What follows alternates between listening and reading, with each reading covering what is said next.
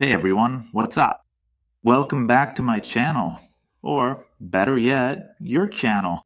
Today, I'm going to talk to you about the cylinder location and firing order of a Chevrolet Suburban 5.3-liter V8 from the years 2003 to 2005.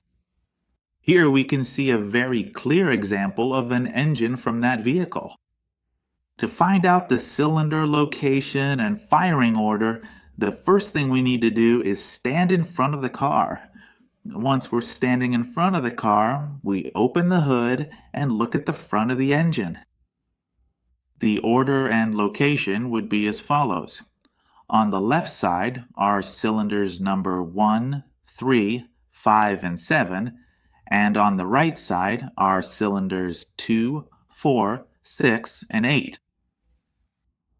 This layout is, as I mentioned before, when you stand in front of the engine, this would be your left and this your right.